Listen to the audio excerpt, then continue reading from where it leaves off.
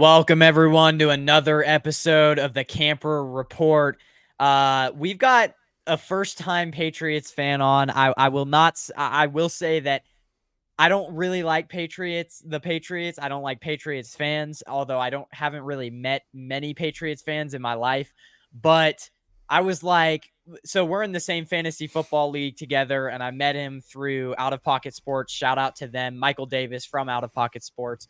Met Trevor through there, and so now I'm like, I have to have a Patriots fan on. I've never had one on the show. So how are you doing today? And I'm gonna tease you a little bit. You are a fan of one of the most boring teams in the NFL. So that's probably why they don't get much media coverage. But Trevor Everett, everyone. Promote yourself a little bit. How are you doing today? Excited to talk everything NFL, including the Patriots and how your team is doing. So how are you doing today? First of all, I want to say thank you for the opportunity. I also want to say for those that have had me on shows before, trying to do any word around my name with an E, like everyone, is just a bad idea. So just, next time I pop on here, hopefully, any other word that isn't with an E or a T, good luck with that. So, first of all, thank you. I want to say that you mentioned that you don't like the Patriots. Right now, 3 weeks in, neither do I. I'm sure we'll get into that. Obviously, we know that. But my primary focus, what I do in the sports media world, I'm actually a basketball podcaster and writer for house-enterprise.com. Super excited to talk a little bit about the opportunity to talk about the magazine that I'm working on. I'm one of 4 independent writers that's working on, I don't want to say almanac adjacent, but something similar to the college basketball almanac, where you're able to get 4 people that, we're not plugged in. We didn't interview every coach, but we're giving analysis and statistics and some really good interviews with some really interesting folks in the college basketball media space, promoting everything college basketball magazine. Nice independent copy of it you can get for $5 through October 1st. The pre-orders are still alive for that. They'll be $10 after October 1st. So link now in the description. I posted that. Thank you. That should be at the bottom in the description, everyone. So awesome. Otherwise, I do my own show, Two Pointers Podcast. Don't want to promote too much, but at the end of the day, I just love basketball, and football is a nice break, especially for 5 to 6 weeks where every other season I'd be doing regular NBA prep. It's kind of laid back in September, whatever. I can enjoy football more.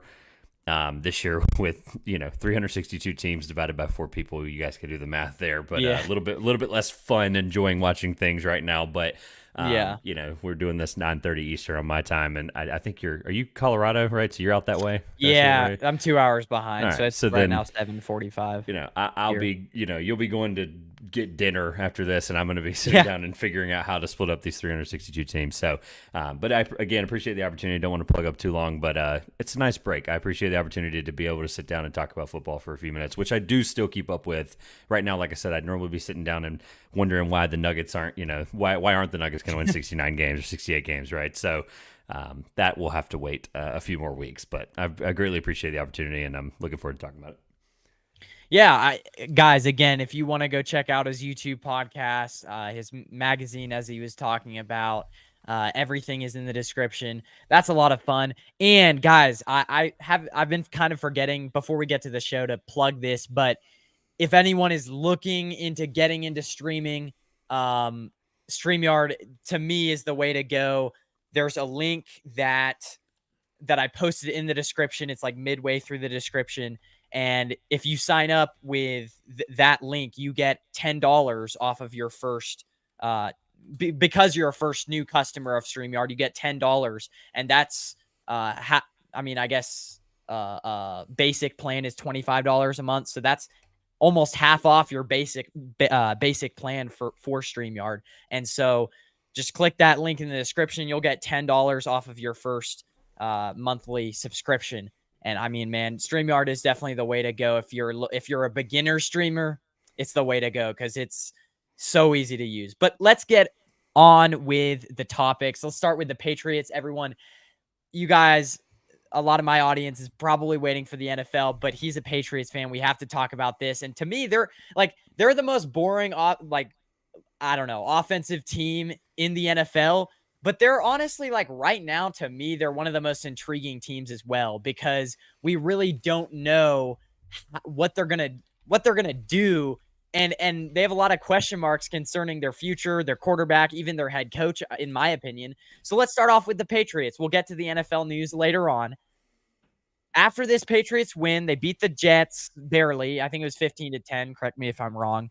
Are you any more confident in your team now than before to make the playoffs? After, because they just got their first win, they were 0-2. So I'm going to lead with absolutely not. But I also was yeah, prepared for this being a question because when you told me that you had 5 to 6 questions, I kind of immediately went into this before you sent them. I'm like, yeah, what is the first or second one going to be? Are you optimistic? Was what I came up with. Was what could be the parallel question that you come up with? And right. I think you worded it as, "Are you more confident in your team now?" No. Where do I begin? I don't know if you want me to start now and just kind of run with it, but I Yeah, do you have a can. couple of things And that are honestly, just. like the two questions that I gave you kind of That's what I tie was into each wondering. other. So if you feel Yeah. like just touching on Well, the other thing, yeah, honestly though, like if you want to talk about the Jets game specifically, yeah, 15-10, and honestly, the way I watch football, especially with, we love YouTube TV around these parts, and we also obviously because of that love Sunday Ticket. Love having the 4 box. I love having nothing interrupting the 4 box. No disrespect to DirecTV, but I'm able to put everything that I actually want to watch, all the other good games of the night, or I guess mid afternoon for me, on the actual TV, and then I have a smaller TV that has the Pats game wherever and however they play. And I honestly think that's probably the right decision. Their offensive line, talking about the Jets specifically, I kind of want to like touch on the Zach yeah, Wilson led Jets, right? Like their offensive line didn't look good and we could barely get any pressure, right? Like we've obviously dealt with some offensive line issues. I'm trying to make that point clear that like guys in and out of the lineup, mistakes. Cole Strange had some injuries there to start the year. But in the fourth quarter, not getting any pressure, Zach started to get comfortable, which made the game competitive, right? If Zach Wilson is right, comfortable in an NFL game, you're not doing your job on defense, which I know had to infuriate I believe, only lost to the Jets twice in his career, Bill Belichick, or something like that. It's ridiculous, right? He's only lost to the Jets like a handful of times in a Patriots uniform, I guess you could say. right. Um, if that was Aaron Rodgers, we're sitting here having a different conversation because they're 0-3. I fully believe that. That's kind of Yeah, where, like, to kind of put a bow on the first question of being like as simple as it put based on what I saw in week 3.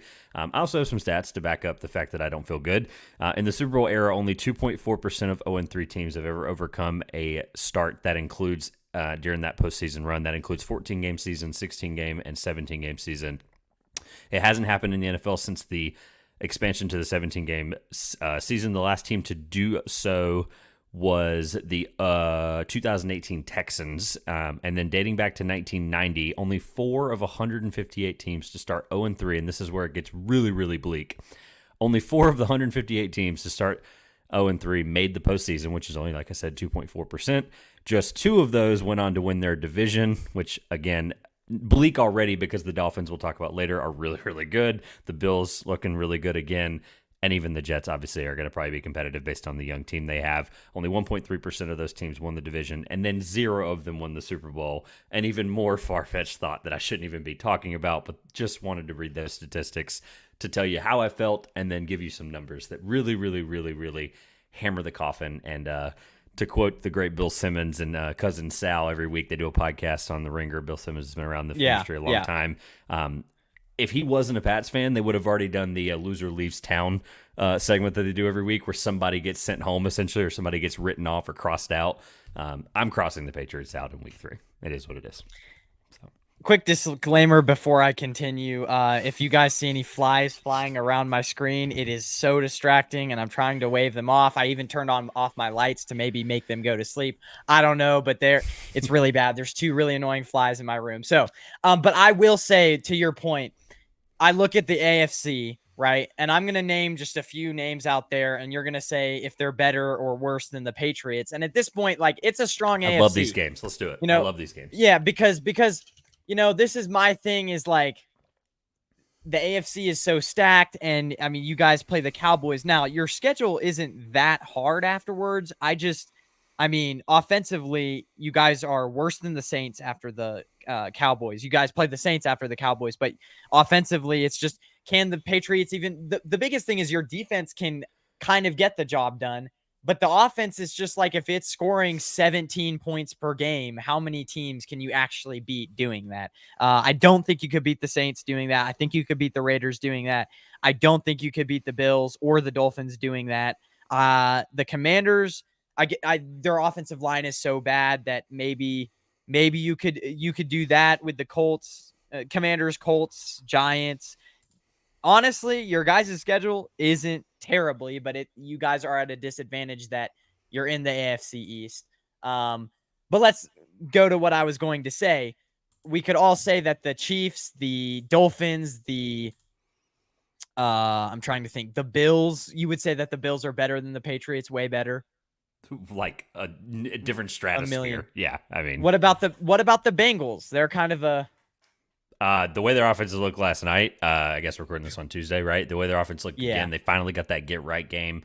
I'm a big believer in their receiving core, a big believer in Joe Burrow. So Yeah. they've got some question marks. Don't get me wrong. Both lines have not impressed me so far. I know their line has been good with Hendrickson, and shout out to BJ Hill from NC State. But those guys have just not. Either line has kind of made me nervous with the when I talked about the Patriots pressure earlier, right? So I'm pot calling kettle black there. But yeah, no, the Bengals are.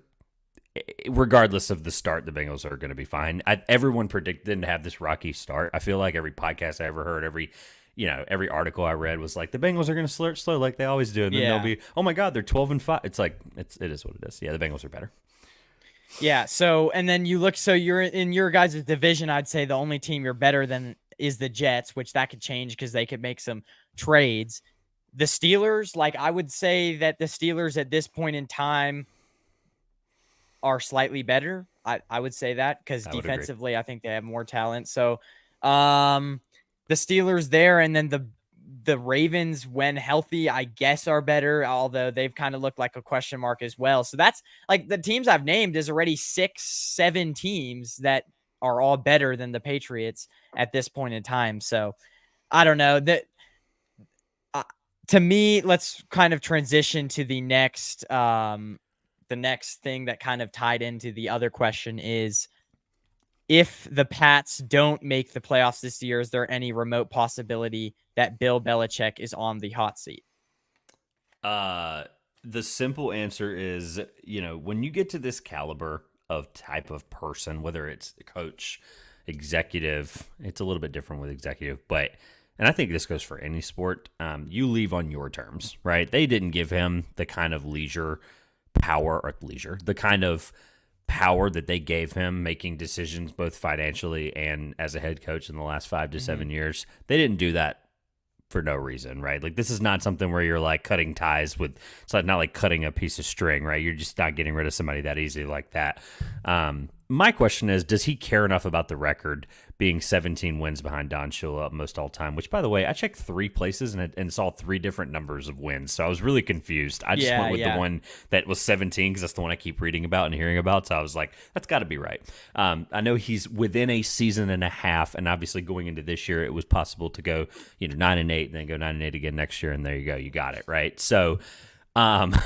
At this rate, it's going to take 3 full years to achieve the 17 wins that he might need, which is kind of answering your question of, does he see the hot seat? I don't think it's remotely possible that he has any kind of, is the seat warm and are people calling for his head? They've been calling for his head for, the better part of Ever 5 since years. Brady left. And even the last couple of years, Brady was there, right? I know we won the Super Bowl in 2019. That banner's currently hanging somewhere over there near that closet to my right. But, it's an awful one that I don't really love hanging up. It was 10-3. So I mean, it's like next to all the other ones that aren't done, I literally just moved. So like none of the stuff's in up. my whole lifetime. That was the boringest Super Bowl I've ever watched. It was the worst. It was the worst at the time. It's the worst now. It's aged poorly. So I still remember the Gronk catch that basically changed the whole game in the fourth quarter. But regardless, even since then, right? They've been calling for his head.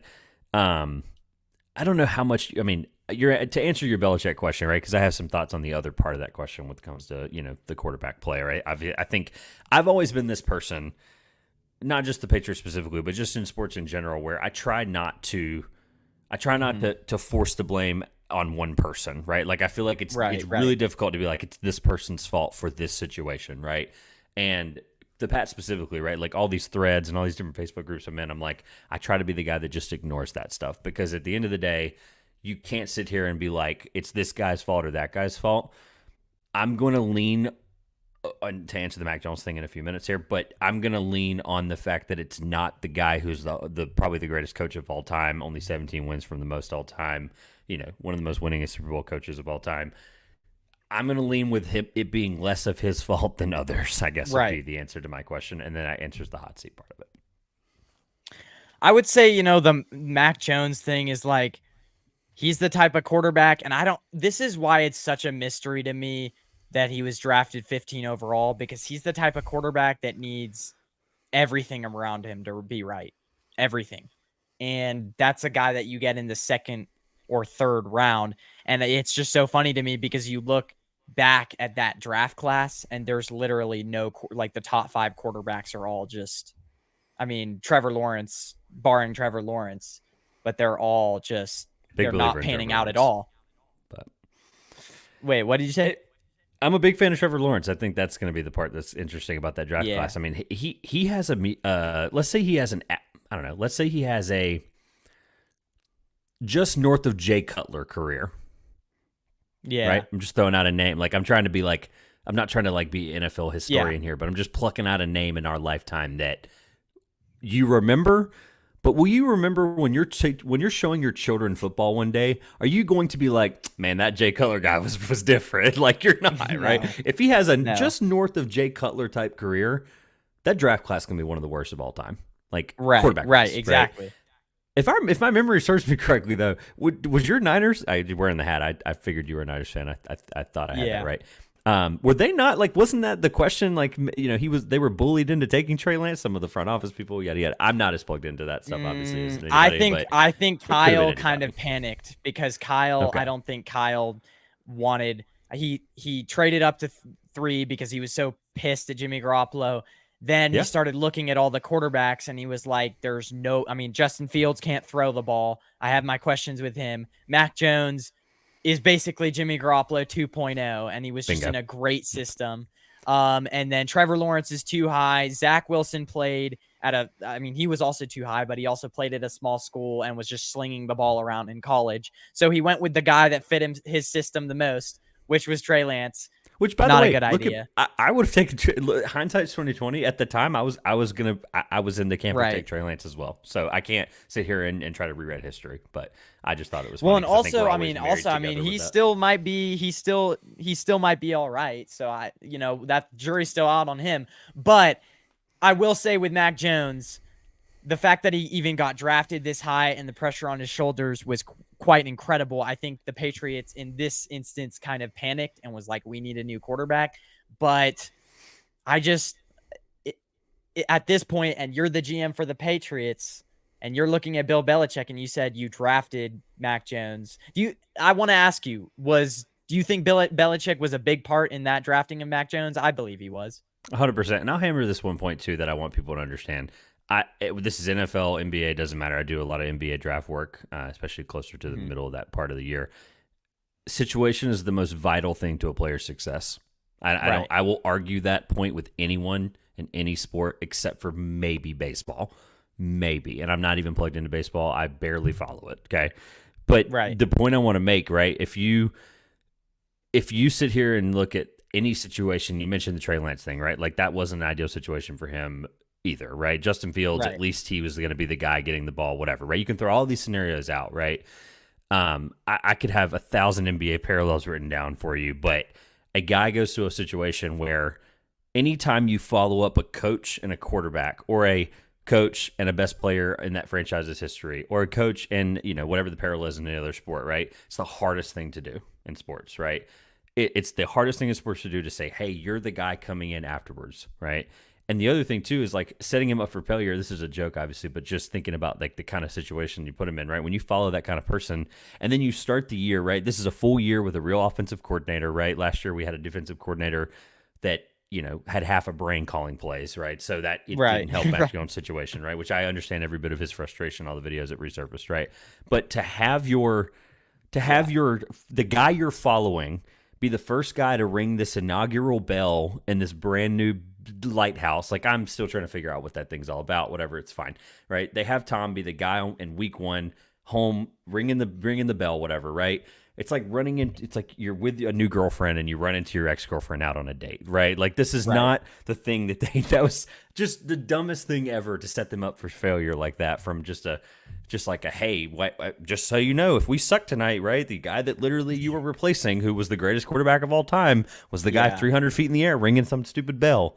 Just FYI. But tarping on the situation to hammer my point here, situation is super, super vital, right? And I understand the whole point about like shifting the blame and figuring out the Bill Belichick thing and like who's responsible for what. You mentioned responsible for the pick. He's also responsible for signing the most wide receiver dollars and tight end dollars last year in the offseason, and that equated to no one over 1,000 receiving yards, if I remember correctly. I know Myers was really close a couple times. He didn't have a touchdown until like week 14 or something crazy like that. I kept rooting for him to have a touchdown. The other thing too is just, and I think this year the dollar amount carried over into one of the highest wide receivers and then the highest tight ends. I think they were still the highest spent on tight ends this year in totality and dollars on roster. So you have to sit here and say who's the blame, whatever.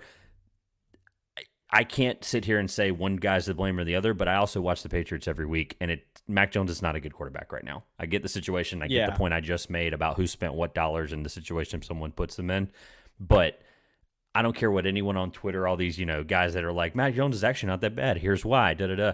Like, I watch him every week. When you sit there, and I know I have to separate myself from 20 years of a guy where no matter what, I felt like I had a chance, right?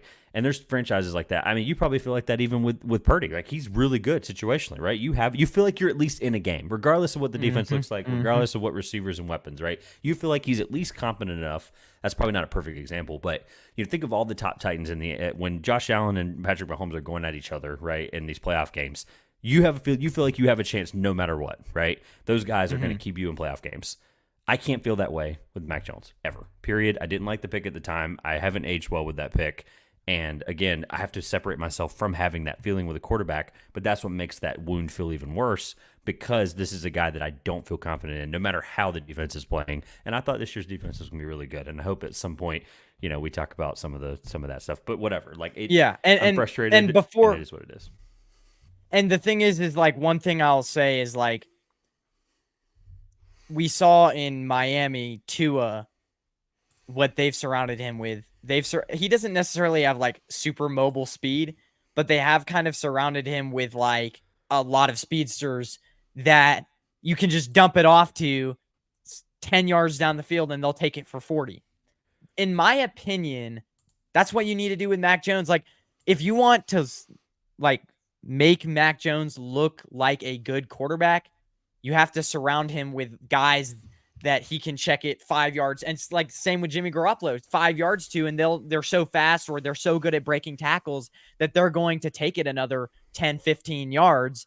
And I just don't think they've built the right enough offensive system around him for him to even look good because all of their guys, I mean, face it, all of their guys look like slow receivers. So, but yeah, I guess that's just kind of my final point on that. I have a trivia question for you that I think is going to elicit some sort of hilarious response. Not from you, but in general from your audience and anybody who's watching this in the future. I do have a question for you. In the research of doing the Bill Belichick thing, trying to figure out the wins, I have a trivia question that I find hilarious. By the way, talking about really fast before I do that, the offensive coordinator thing, right? Like, I'm giving Bill O'Brien a really long leash, right? He's also the same guy. He got the same powers Bill Belichick got, right? Part GM, part coach, and makes some of those decisions. And Houston's just now seeing a little bit of getting out of a rut just because of how good Ryans is as a coach. So Bill O'Brien is the reason the Texans were in a mess the last 5 years, okay? Let me just get that out of the way, right? So I'm not giving him a long leash here. Longer than I should be probably on some of the offensive play calling stuff. And you mentioned setting up the system. Bill O'Brien's one of the best offensive coordinators in football in the last 20 years. He was Alabama there for a while, of course, too. So that point aside, I was researching the wins totals for the coach. There are 5 active coaches in the top 20 in wins all time, which if you think about just the way a lot of these teams have built these coaches around them, that doesn't shock me. I'm going to ask you the question first, and then I have a hint for you to see if you can figure it out. What active coach do you think is 20th? He's tied for 20th all time in wins all time. Yep. So Bill Belichick, of course, is not one of the five or not 20th because we talked about that already. Kyle Shanahan, it's probably somebody from my team. So he's probably getting there quickly. I know at one point he had a 500 record, so he's a little He bit was further terrible off for there. a while. Anyways, But I think he'll end up being there, I'm sure. So that's a good guess. Keep going. I'd love to see where you get 20th all time. 20th all So time. This is all not time currently. whatever, how 100 years the NFL. Andy Reid's up there. I Andy saw Reid's the other top day. five.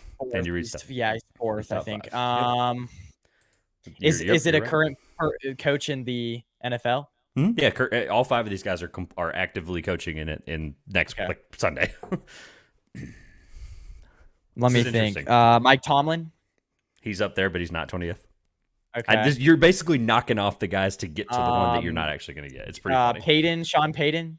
I believe he's the fourth guy you're looking for, so I think that's it, except for the final guy. What if I told you it was Mike McCarthy? That's right. He's been in the league for so long. I forgot about that. All time. Yeah, Are you serious? that's true. I mean, God, he's tied, right? But like, I saw that and I wanted to vomit. I was like, this is, I don't know. I think we're gonna eventually talk about them a little bit later. But good Lord, I saw that and I'm like, I have to ask him that. Like, I need people to understand how atrocious he is. The 20th highest wins coach of all time. That's it. That was all I had. Just because he's been in the league for so long, but yeah. Good grief. Yeah. We'll get to him after this topic.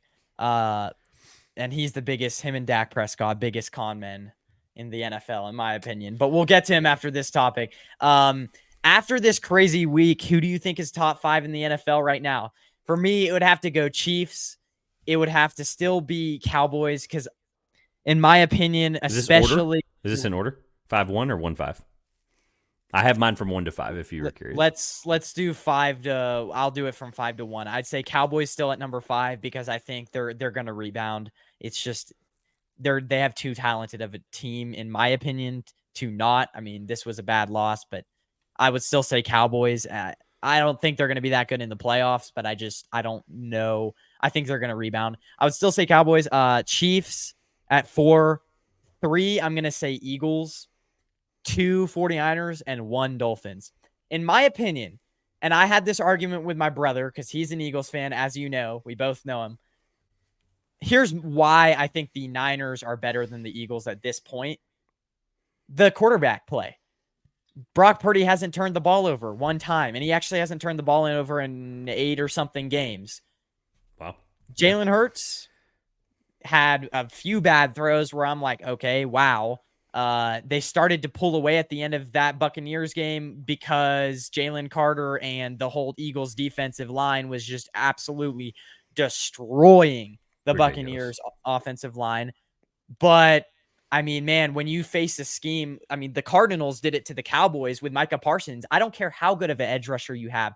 When you face a scheme, if you put a lot of pre-snap motion or if you get a screen to the outside, defensive linemen can't do anything about that. So it doesn't matter how good of a defensive lineman you have, like Micah Parsons. You just have to have you just have to put the ball where Micah Parsons or Jalen Carter isn't at. And that's how you beat those type of teams. And the Eagles don't have a good linebacking core. They're banged up in the secondary. And so they don't really have guys in the second level that are super, super elite. The Niners have all of that. They're complete all around. And so, if teams try to get away from Nick Bosa and Javon Hargrave, they're just going to be smacked in the second level with speedsters like Fred Warner and Dre Greenlaw. And so all around, there are ways to beat a good defensive line.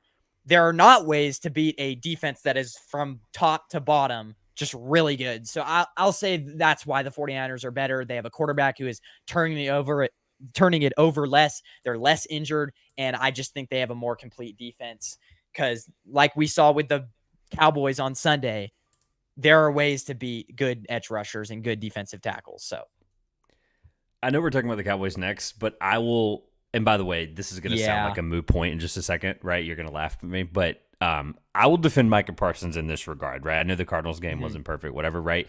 Micah Parsons is the best defender I've ever seen, like in my lifetime. Oh, like, yeah, I absolutely. without a doubt, like I'm going to get on the train right now in year what are we in year 3? Like a full third year of him, right?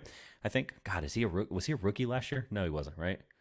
He was, yeah, third year. It's his third Okay, year. all right. Uh-huh. I'm getting on the train now. When he's putting on this bright gold jacket in Canton, Ohio, which by the way, wearing my Pro Football Hall of Fame shirt. Shout out to Canton, Ohio, lovely place. When he's putting that jacket on, I'm gonna clip this and I'm gonna show it everywhere because I just want people to know that this guy, barring any injury, regardless of what this one Cardinals game was, like this is the best defensive player I've ever seen. Like Oh I yeah. know people make the Lawrence Taylor comp to And it, every guy like him, but like he's right. actually a guy like that. Like this is something we're watching that we need to every week, whether you hate the Cowboys or not, people are going to appreciate him forever, right?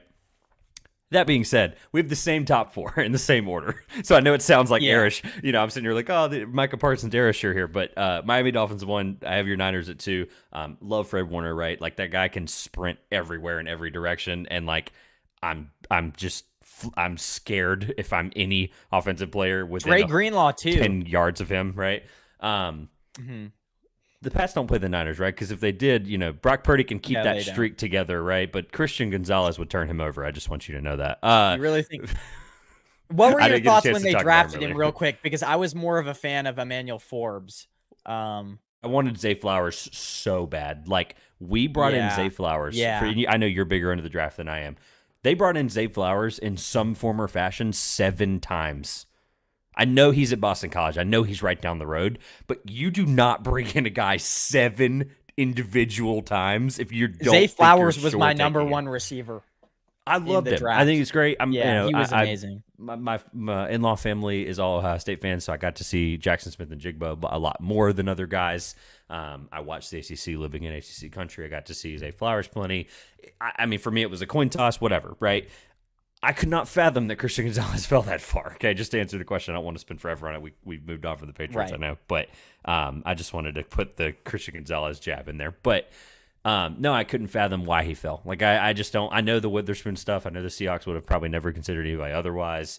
There was really no team that could have really that was probably in love with him. I mean, we always say these stories like, oh, they should have taken this guy or that guy, right? Like we don't know what those front offices are thinking.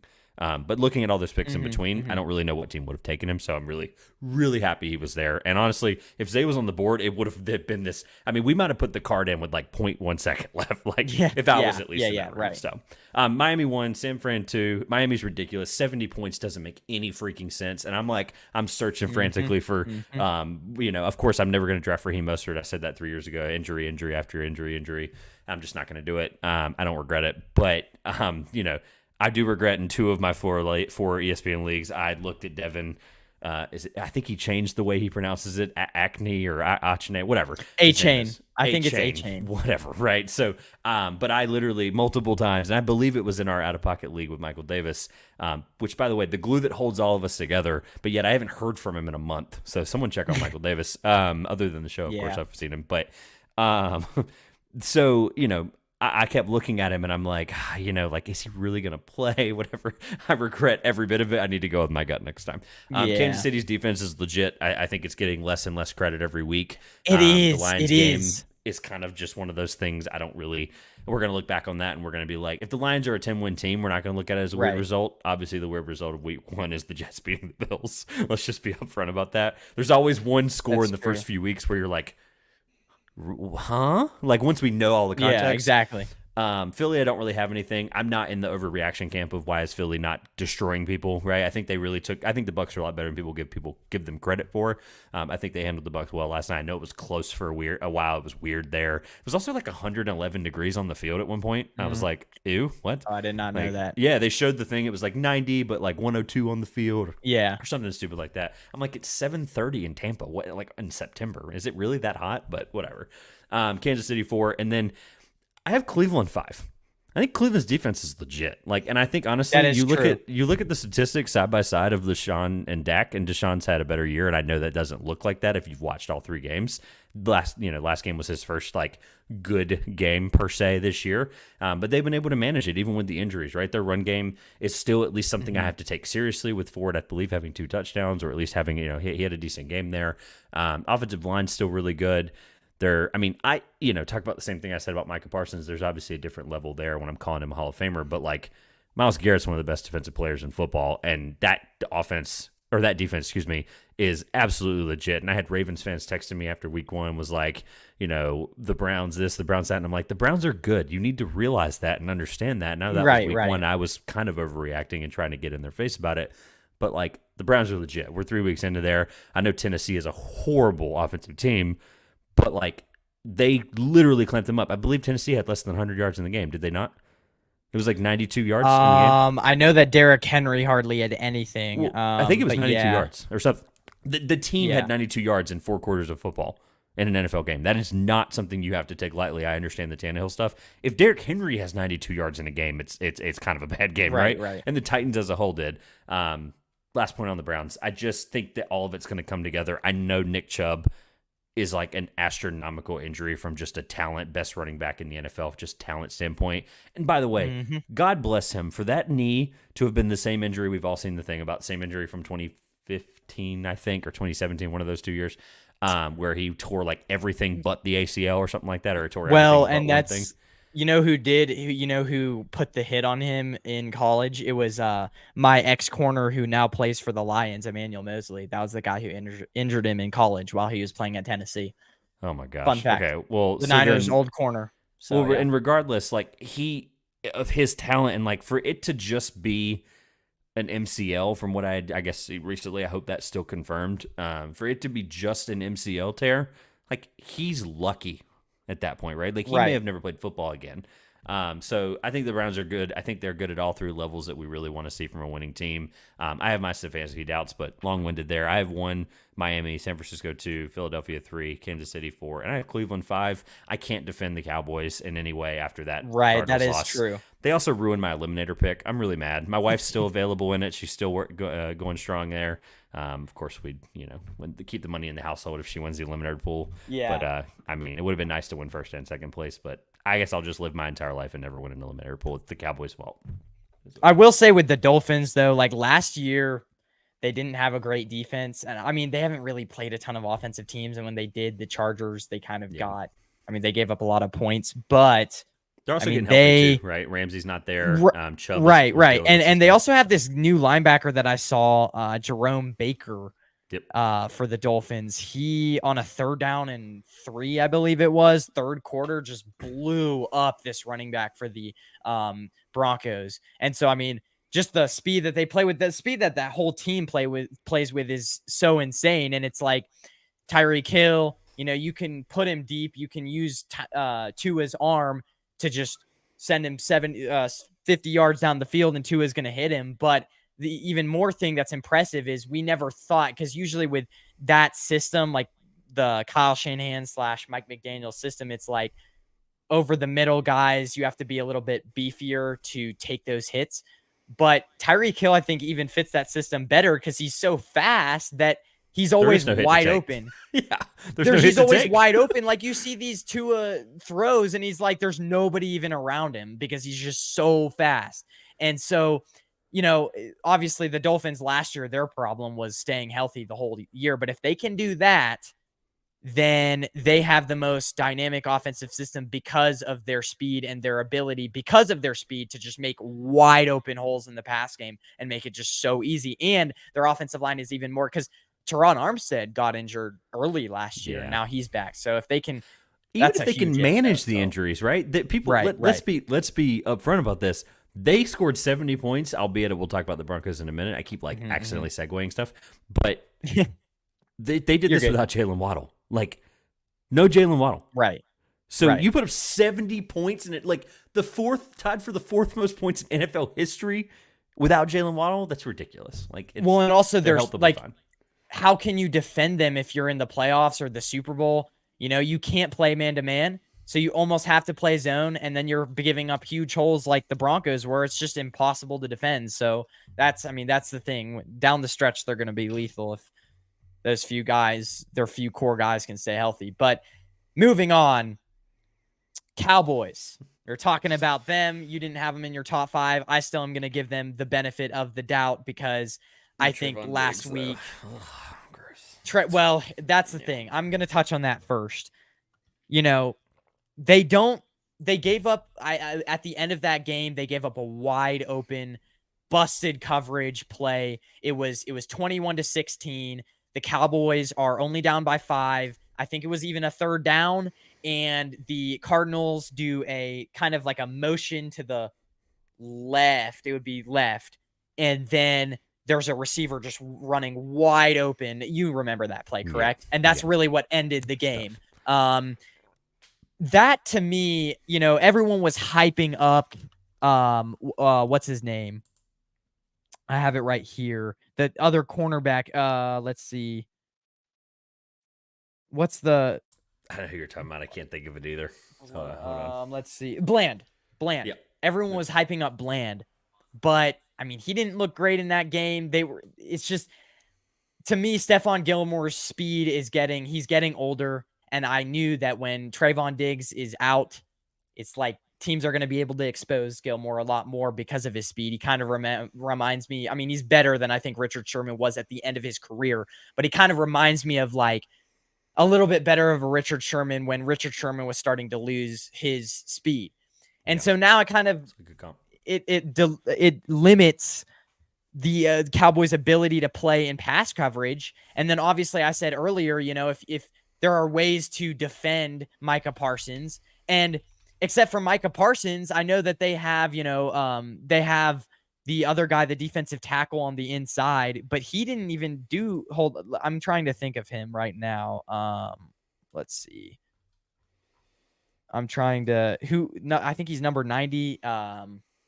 My gosh, my name is blanking. I'm His just making sure I name got all my Dak Prescott is stuff in front of me when we talk about yeah, it. yeah, Demarcus Lawrence. I don't know why I Yes. didn't remember that. So you're good. Demarcus Lawrence, but it's like he didn't even make much of an impact. So like there's one impact player except from Trayvon Diggs. The only other super impact player is Micah Parsons, and there are ways to limit him. Just don't do a lot of motion plays. Don't run it right up the middle where he can, or don't drop back and do play actions where he can rush you. Like get the ball out fast, get the ball out on screens. Don't throw it don't step back for too long, and you should be fine with Micah Parsons. And the thing that was so daunting about their defense is they had so good coverage corners in Trayvon Diggs that you couldn't always complete the short passes that you needed to against Micah Parsons because you had Trayvon Diggs locking up your number one receiver.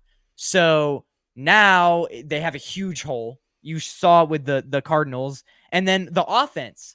Dak Prescott, that team was in the red zone like 5 straight times at the end of that game, and they had 6 points to show for it. It was embarrassing. Dak Prescott, the Cardinals played him exactly how every single team should play him. They said, we're not going to pressure you a ton. We're not going to send a lot of blitzes. We're going to sit back. We're going to let you complete. We're going to let you be patient in the pass game. We're going to let you complete those short slants because Dak Prescott, if he is meant to be like, if he checks the ball down a ton of times over and over again, he gets like almost like bored. He's going to eventually make a mistake playing that way. He's more of a guy who has to like throw it downfield over and over again, because if you let Dak Prescott be a patient quarterback, he's eventually going to mess up. So that's what the Cardinals did offensively. And he missed a lot of key throws down the stretch in that game. So I don't know if that makes sense, but no, it's actually a perfect segue. I have a couple points I want to talk about. So I'll give you this one first because it's perfect to what you just said. Right. My question for you is, I actually want to ask you the question that's on the screen, right? So how much, we'll talk about the McCarthy thing in a second, right? But do you think, right, if they put the perfect, and I thought this year was the perfect defense, right? I know really quick on Diggs, right? Like even last year, he's an interception fiend. He goes for interceptions. That's like his thing. Right. He gets them. He knows how to pass protect very well. But he also is very jumpy, and that's why sometimes even with him, they gave up a lot of big plays. So I was skeptical regardless. If let's say they put the perfect defense around him and they have the perfect head coach with him, is Dak a Super Bowl caliber quarterback in your eyes? No, absolutely not. Here's the reason why. Not even a reason. No, without even a reason. Here, really quick follow-up question: is Kirk Cousins the same way? Is Kirk Cousins a Super Bowl caliber quarterback? I would put Kirk Cousins slightly above Dak because I think Dak Prescott, like, the Cardinals, you don't even have to cover. It's not even like Dak. Dak, when he has to throw a bunch and has to be patient in the pass game and throw a bunch of slants and whatever, he's inaccurate over the middle. When Dak's first read isn't open, he panics. I mean, we saw that in the Cardinals game. I Yeah. think Kirk Cousins is slightly better than that, although you get pressure on, like, he's the type of guy who, if you blitz 5 or 6 guys, he's not like, he's more immobile, and then he tends to get Make your Dak point, because I want to harp on why I'm bringing up those yeah, two together. real quick. The Dak point against the Cardinals I think he missed it was 2 go balls down the sideline, one near the end zone where it was short. And I think it was on CD Lamb. It was short. It was halfway through the third, I think it was. And they were in the red zone and they wanted a pass interference. But regardless if that play, I don't think it was flagged for pass interference, but regardless if that play was a pass interference, it was still, the ball was thrown short. So he's not even accurate on the go balls. Like, the one thing that Brock Purdy I love about him is he's so accurate on back shoulder fades. Like, he's really good at hitting that throw. Dak Prescott, on the other hand, no, he always, like, in that game against the Cardinals, he always seemed to come up like, just isn't short. He just doesn't have the arm or just the accuracy so he just can't hit the throws that you want him to hit if you're going to make the Super Bowl and if to be a contender. So that's my point. There were so many discouraging things, the over the middle inaccuracies, the go balls that he can't hit late, the red zone, just the absolute, they botched it so many times in the red zone. And I don't know if that was Dak Prescott's fault, but I don't know. So just thinking of an all-time context thing, and to answer your question, right? How much stock or should we ever take them seriously, right? And I'm answering your question with a comparison. Right. So understand that they've been head-to-head against each other a lot, and obviously Dak's had some better teams. But taking consideration that Kirk's I think technically played 3 full seasons more. I know he was behind RG3 for a little bit there, right? So take the 45-game difference into consideration when I say this, okay?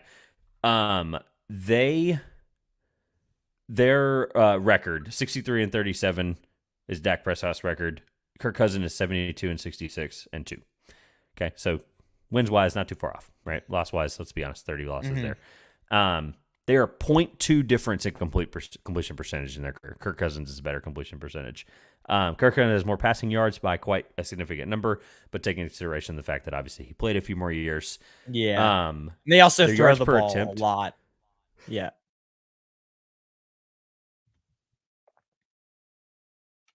Thought I was going to sneeze there. Sorry. Their yards per attempt are equal, 7.6 attempts, yards per attempt. Yards per game, Kirk leads by 10. Passing touchdown, Kirk leads by 100, just over 100 there. Kirk obviously has more interceptions when you take into consideration the years thing. It's only off by a few. Higher QBR for Kirk Cousins. Dak has him beaten rushing attempts by only 50, and it's only a 500-yard difference, right? Kirk Cousins and Dak Prescott are the same quarterback. I've been saying that for years, and I'm making your point to be like, should I ever trust them? Have I ever trusted Kirk Cousins to be a Super Bowl winning quarterback? The answer is no. And I'm going to say the same thing about Dak Prescott, and I'm going to have a lot of angry Cowboys fans. But I think he's more of like a polished passer, Kirk Cousins, I would say. That's the only thing I would give over him. Statistically, from a trust standpoint, they're on the same tier for me. And if I'm not going to trust Kirk, who I think is a better passer, right, why would I trust Dak? Right. That's the way to answer the question. That's true. So that's the way I answer that question anytime it comes up. Again, I don't talk about football every day on podcasts, but the point being is I've made that point for years, and I've always been laughed at about it. And then when you sit down and you look at it and you understand what the context of what Kirk Cousins means for your team, throw out the 13, whatever it was, 11-0 one-score games last year for the Vikings. Throw out that crap, right? They're 0-3 this year in those games. But if I understand what I feel about Kirk Cousins, I'm only using him as a comp to answer your question for Dak Prescott. The point is I don't trust Dak Prescott, even though I have historically liked him. I've liked what he's brought to their team, what he's brought offensively, in a couple of different times in his career. But right now, I mean, we have to expect some kind of step back, right? And this is kind of where I lay my plan and my point, right? To answer the coach part of it, I know I laid out the case of Mike McCarthy, 20th wins, whatever. I was laughing at that, right? You have to give him some benefit of the doubt when Jason Garrett and Mike McCarthy are your coaches in your career, right? I'm not saying that the perfect coach is going to run along here. Kellen Moore maybe wasn't a perfect answer. And on Kellen Moore, I'm not shocked he might take a step back, right? He loses his second best target, or the second most targets he had last year, to Dalton Schultz. And his former backup and best friend. They were friends for a couple of years there, right? Backup, they had a good relationship, and offensive coordinator there for a few years with Kellen Moore. So you have to expect a step back, right? You can't expect a guy who, regardless of Right. the interceptions last year, has Kellen Moore. You remove Kellen Moore, you have to Right. expect that that's probably going to be a step back. So, moot point. But Jason Garrett, Mike McCarthy, all the attributes of the Kirk Cousins comparisons aside, to answer your question, no, I have no faith in them. I'm also still really bitter to be eliminated from my eliminator pool. So take that with a grain of salt. Yeah. But I don't know. I kind of rambled. I apologize for that, but I was trying to get my point across because no, you're right. We everything agree. that We agree. everything that I saw on Sunday was just everything that I had suspicions about, and the fact that ESPN and these, phony people that just get their, stats off of a spreadsheet given to them and their points off of a spreadsheet given to them are so. I hate when ESPN overreacts to the Cowboys and just national media. And I was like to everyone. I even said it in our fantasy group chat. I was like, watch. The Cowboys are eventually, I don't know when it's going to be, but they're eventually going to show us who they've been all the time. And that could be a team who, yeah, they maybe blow it up in a few years as well, because it's just the same result over and over again with this regime. So, the Broncos, though, let's move on to them. I do have a few friends in Colorado that are Broncos fans, although I don't even know if they are after this loss, because that was, let me just say, pathetic. And, there was a lot of fans, Broncos fans, even saying, we should be relegated to the XFL, or was it, no, USFL. So, hey, maybe the Broncos should. All I'm saying is they got blown out 70-20. It was the highest scoring game by the by a team from the Dolphins side, obviously, because the Broncos only scored 20 points. But Dolphins obviously scored 70 points. Highest scoring game that offense has scored in since 1966. They almost broke the scoring record in a single game. So, whole lot of records almost broke or broken in that game. So going back to the Broncos point, they kind of are in rebuilding mode this year, but they still have a veteran quarterback. They brought in a coach who wants to win. Obviously, that's why he didn't stick with the Saints. He wants to win. He wants to be able to come in and contribute right away. Should now the Broncos, after this loss, after starting off 0-3, they're one of the worst teams in the NFL right now. Should they go into a full blown rebuild mode? I would say they're in like half of a rebuild mode right now. And should Sean Payton be the one to lead them into that rebuild right now? So they need to go in some kind of direction, I guess, to answer your question up front. Yeah. And the road they're currently on is obviously not the road towards a contending, right? Like they're obviously gone a completely Right. different direction there. The Wilson trade is going to go down as an all time. It's just going to go down as an all timer, right? The problem for me, like, here's how I answer your question, right? Should Sean Payton be the one to lead them into the rebuild, right? You're kind of answering your own question a little bit there. 5 years, $90 million, right? And I think they're a lot further That than is 2 to true. 3 years away, right? So if they're further than 2 to Right. 3 years away, quick math, Sean Payton's contract ends as they start to get good, according to, the standard rebuild timeline in the NFL, right? At least recently. I've liked some of the thing that blows my mind. I've liked some of their defensive players. I love Surtain. I think he's an unbelievable player. He's obviously not going to prevent 70 points and Tyreek Hill, of course. But I just don't know. I don't even know what direction they go in, right? This year, I think, is vital for them to be bad, like you mentioned, kind of answer your own point there. Round one, they have their own pick. Round three, they have their own pick, it says, via Saint Sean Payton trade. So I assume that means they got that pick. They have the 4th round pick from the Bradley Chubb trade, which is ironic after the week 3 game. Round 5, they have their own pick. Round 5, they have a Jets pick from a Jacob Martin trade. And then round 7, they have their own pick, and they have a Rams pick in round 7 as well. So they have capital, right? They have some capital, at least right now, to figure out what they want to do. But obviously, the turnover for that is not going to be quick or easy. So honestly, I don't know the answer to your question. But if Sean Payton's on a 5-year, $90 million contract, which, by the way, I think it was the second highest coach contract in all of the major 4 North American sports. I think they're further than 3 to 5 years away, and it's going to be up to Sean Payton on what he wants to do. But do you think he came out of retirement? I say retirement loosely because he's one of many guys to step away from radio for, and do radio TV for a year or Right. whatever. And come back, right? We've seen that many times. Doc Rivers is the most recent example in the NBA to do it. He'll be in TV this year with the TNT crew. But is the timeline going to add up with Sean Payton? And then what do you do if you're budging towards a rebuild? If Sean Payton doesn't like the situation, I mean, he's in his mid to late 60s now, I think. God, is he that old now? I hope he is. For my point here, but Sean Payton age, he's 59, right? So let's say he'll be in his mid 60s by the time they start getting good and he'll have a new contract. So I don't think he'll be done coaching by that point, but he's not going to want to sit around and not win a Super Bowl. So honestly, it's going to be really, really pertinent on how good they get in the next 2 to 3 years, which, to answer your point, I do not think is very good. In my opinion, if they're going to get rid of Russell Wilson, I know if you're going to start a rebuild, you probably should. But in my opinion, I mean, he didn't do bad on Sunday. And the thing with me is like Caleb Williams, I think that's off the table for the Broncos. I really do. And so at this point, it's like they could get Michael Penix. They could get, I haven't looked a ton into that quarterback class, but I'd almost invest in the first. Yeah. I mean, Penix looks good. I've watched a few highlights of him. But I wouldn't go after Bo Nix in the first round from Oregon. He just doesn't. I mean, I don't know.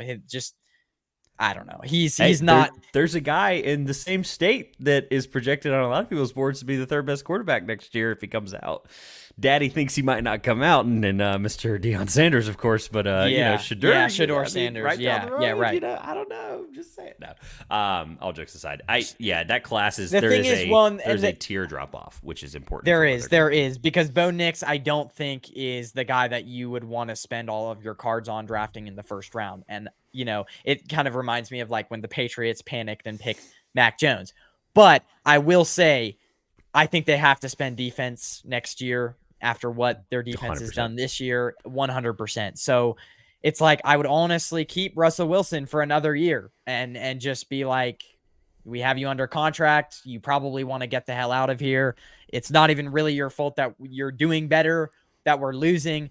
And to your point, I was thinking get rid of Sean Payton, but can they even get rid of Sean Payton? I don't really think so at this point. I've never been a huge fan of Sean Payton. He kind of honestly reminds me of like Mike McCarthy in some way, won a Super Bowl quite a while ago and then just has led a few okay teams, but like has been mediocre for the last 10 to 12 years. And I'm not a huge fan of him to lead a rebuild. And the thing is I don't think he was ever coming to Denver to want to lead a rebuild. I think he was coming to Denver to resurrect Russell Wilson's career and kind of pick up where Denver was trying to go, So I don't know if he even wants to stay, but I guess he has no choice. So the Sean Payton thing gets so clouded because he had Drew Brees for so long. And honestly, if I were to ask you, and then any other person who cares about football to this extent, right? If I were to ask you, what's the most memorable Sean Payton thing other than the Super Bowl and the onside kick, what would you answer with? Your silence says everything. I would say the only other, that's exactly what I was saying. I mean, the only other thing is like in 2019, they had a good team, but that team was riding on the very limited arms of Drew Brees. And obviously, as we know, he slid. Like they started off really good that year, and then he just absolutely catapulted down halfway through the season in 2019. So yeah, that's the only other memories I have of them. So yes, Sean seems to have this super high approval rating. I've heard many of the Fox guys talk about the year they spent with him and just how dedicated he is, and like he's such a routine oriented guy or whatever. Maybe that's why Russell Wilson's looked a little bit better. I would tend to push back a little bit on that, but he's got this such high approval rating. But yeah, here we are trying to think he's going to be the guy to fix the Denver Broncos. He hired Vance Josephs. Yeah. Like, what can you, if you're the owner, it's like, how do you explain that? Vance Joseph has not even had that great defenses in his career. Like he's had okay defenses. So I don't get that either. It's just, yeah. So, Lion Syndicate, thanks for hopping in. He friend of the show and a great guy. Go subscribe to his channel. says they need a lot of help. Yes, they do. Mid 60s doing. Dang. Mid 60s, dang. He's meaning like how the Dolphins almost broke a scoring record, which was held in the 60s. Yes, I agree. I'm not sure what Russ is. Is Russ a failure? I don't. I Garbage. don't think so. Garbage. Garbage. That's what I was saying. I just, it's look, Yeah. as an NC State fan, watching him, as a college quarterback and getting to watch him blossom in the NFL, and him throwing the most famous interception probably in NFL history. But I have my thoughts on Russell Wilson, and this year, even with some of the stuff here and there, like I'm not hanging my hat up on the guy. Okay, so. Last thing before we get out of here, Kirk Cousins and his connection to the Jets. I talked about this topic a few weeks ago and how he might be going to the Jets, but the Jets, as we know, are looking for a quarterback now because Zach Wilson is clearly not the answer. And it's becoming more and more apparent to me, at least, that obviously the Jets need a quarterback, and there's not going to be a ton of elite or like okay quarterbacks out there on the market trade deadline. The Jets can't go out and get anyone in the open market right now, free agent, because there is really nobody that would be better than Zach Wilson. Or, they need a quarterback right now that isn't just better than Zach Wilson. They need a quarterback right now that is like twice as good and close to top 10 in the league. And Zach Wilson is like a bottom 5 quarterback in the league. So they don't even need a mid-tier quarterback. I think they need a quarterback who can get it done, but a little bit extra. And, Kirk Cousins, I don't think is that guy, but he is the best option out there. And it's like the Vikings and the Jets, their two paths are like the Vikings are crashing and and Kirk Cousins is still having great stats. They might look to rebuild at the deadline or trade away everything at the deadline. And then the Jets are like, we're doing terrible, but we have great players. So it's like their paths are kind of like colliding in my opinion, in a perfect collision with each other. I don't know. What are your thoughts? Maybe he could go to the Jets. Is it starting to seem like that? Two thoughts. Well, one, Zach Wilson, I like the point about like where the hierarchy of where they need the quarterback to be, right? They need an Aaron Rodgers. They need a guy who's in the fringe top 10 quarterback in the NFL, obviously, right? And you're not bridging that gap with almost anybody. I would even argue with Sam Darnold isn't like the worst thing in the world for them, which is so sad because he literally was a Jet. Imagine if we traded him back, the Niners, at the deadline. No, I think he honestly, though, I think the system he's in, though, I think if anything, God forbid, knock on wood, please, that anything happens to Brock Purdy, that I think that's, I know that Sam Darnold, I'm holding on to the Sam Darnold stock. I mean, I'll buy anybody else's stock at this point. I was high on him out of that draft. I'm still high on him now. Why? Honestly, he just got thrown into a bad situation with Adam Gase. Ugh, he was not even in the NFL. Situation matters. So that's my point. I'm going to keep hammering. Funny how that ends with that. No, but Zach Wilson is a bottom 2 quarterback, and he's not 2. So the point I wanted to make was the Kirk Cousins thing is so complicated because, and it's not a Kirk Cousins related thing, ironically, how much he's already been brought up today, but the NFL finds a way to continuously always make me question how trades work in that league. Like the NBA, I can figure out the value of a guy, right? Like Damian Lillard this and this guy that, right? Paul George moving for 50,000 picks and end up being Shai Gilgeous-Alexander or whatever, right? I can figure out the NBA's trade value, right? Even baseball, right? You farm prospect for big guy and less contract, whatever, right? Football, I have zero clue how it works, and I've tried every single time to figure it out, and that's why I can't answer this Kirk Cousins question, because he's on the last year of his deal, right? So if this was a worst-case scenario for the Jets, they would just sign him in free agency next year, like they did Aaron Rodgers. But everything I've seen and read and heard and whatever, Aaron Rodgers on Pat McAfee saying he's going to play next year, right? So, like, you just have to assume that this is a year where, and the kind of notes I put down just to kind of answer the question was like, this is just another year where they'll play the young guys. Pray that no one gets hurt long term. Obviously, Breece Hall has returned fully healthy. You can't have an injury like that post week 7, or else you're not going to have a fully healthy team to start the year next year with Aaron Rodgers.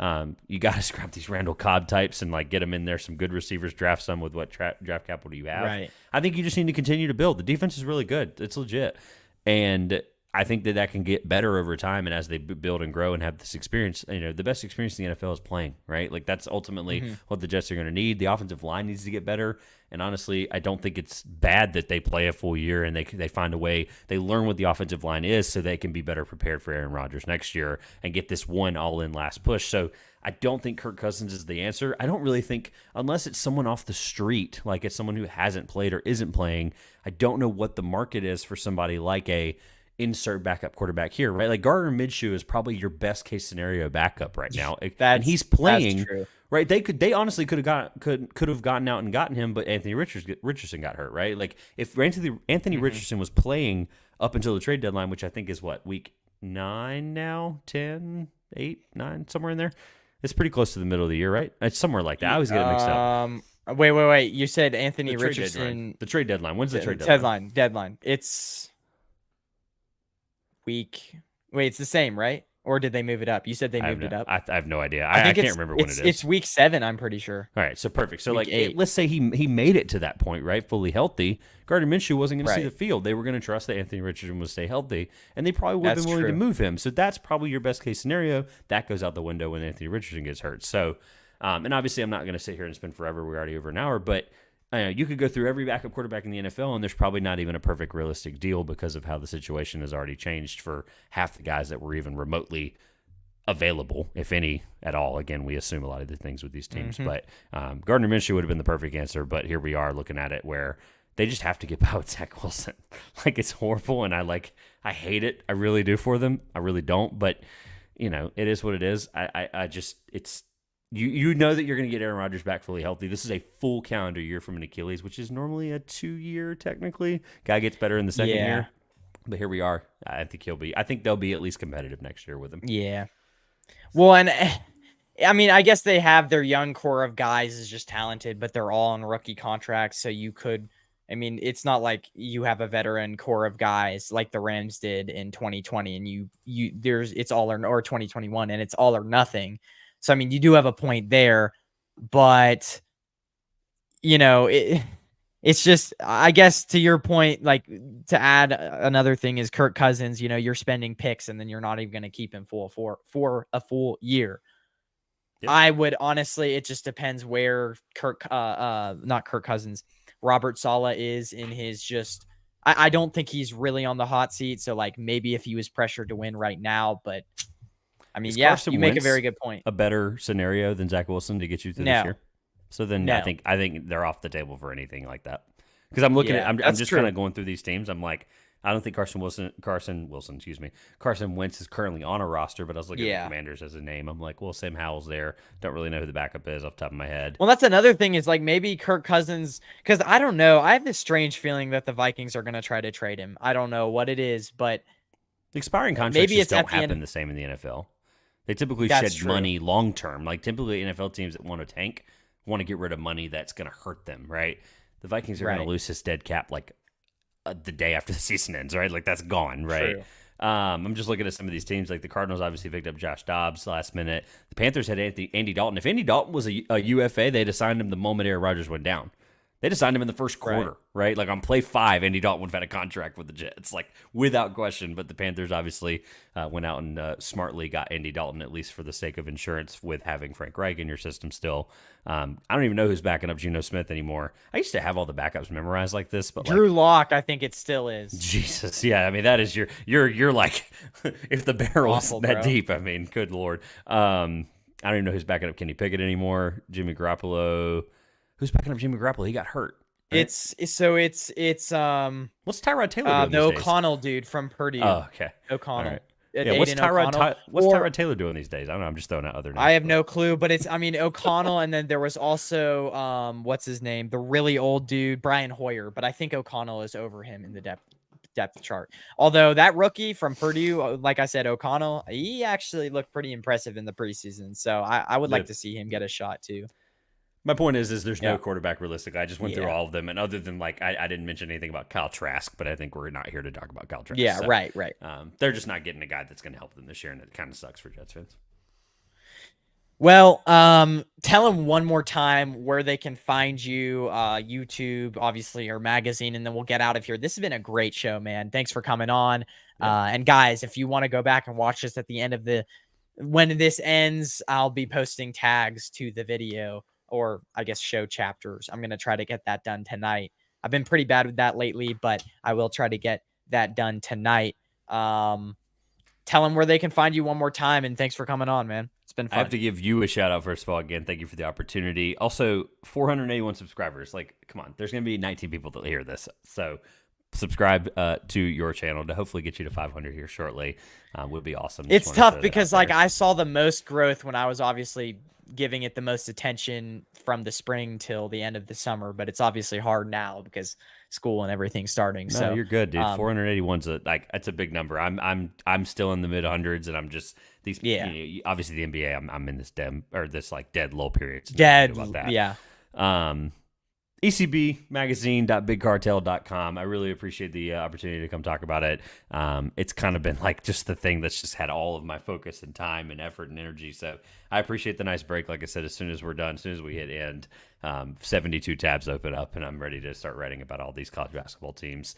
If your audience is listening and they care about that, 362 NCAA basketball teams, men's teams get covered. We have some really cool exclusive interviews with some of the most interesting people in sports media right now. For those that follow the sport, Shirley Donovan and others are going to be having some really cool sit downs with us, some exclusive stuff there. So looking forward to putting that out. Pre-orders are live for $5 until October 1st. After that, they go up to $10 for the remainder of the time that the magazine is available to be purchased. Greatly appreciate the support there. 2-pointers is where I can be, heard talking about basketball. Again, right now, podcast feed is very dry. I think I'm going on 4 weeks without a show because this writing is yeah. killing me. But I appreciate the opportunity. It's 2-pointers and at Trevor Everett on our socials. So I greatly appreciate the opportunity. Again, nice break, even though obviously had to start out. It's like a fight. Boxing is a lot of rounds, and had to start out with the sucker punch at the beginning with the Pats. But honestly, I think I needed it. It's always good to talk about your feelings. So thanks for the platform to do so. Hey, yeah, everyone, go check those out. Those links will be in the description to his YouTube, to his magazine. I will say before I'm getting into kind of journalism, I want to get into sports broadcasting. How did you get your start, real quick, before we end that, into journalism? Because it looks like you're pretty deep into it now. December of 2020 would be 3 years in front of a microphone. Okay. And honestly, if you had told me anything about this industry and just how I would feel without going into the nitty gritty details of it, but like this is the most gratifying and grueling thing that I've ever decided to do. And it's something I've always kind of had the atypical route with, where I didn't go to college for it, right? So I'm trying to build Okay. it from Yeah, I the was gonna ground ask. up. Yeah. Your typical people that you would hear in the last few years. I always back it up with statistics, but like people say that everyone has a podcast nowadays, and I would rebuttal with there are 190 million active YouTube channels that have posted more than 5 YouTube videos in the last year, and I would push back with there's only been 5 million podcasts on Apple Podcasts that have posted more than 5 episodes in the past 6 months. Just to give you even crazy of a sample size there, right? So Interesting. podcast is a very, very Yeah. unique game that I think is really interesting. The sports broadcasting angle, if you're going into college or if you're in college, I definitely think that is the place to get the experience and understand how to be comfortable in front of a microphone, which Yeah. I've been listening to your show for a little while since we've connected through Michael. You're doing a great work in the industry. It's definitely tough. I had a co-host for a year and a half, long story short, and he had some conflicts of interest working for some large major Division I programs. And when your opinion is blasted out there for thousands of people to see, you have to be very careful. So I had a full pivot there.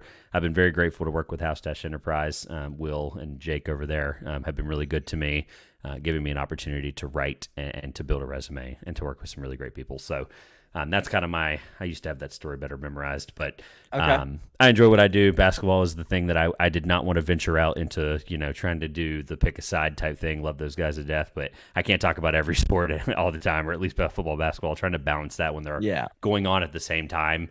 I do have a wife.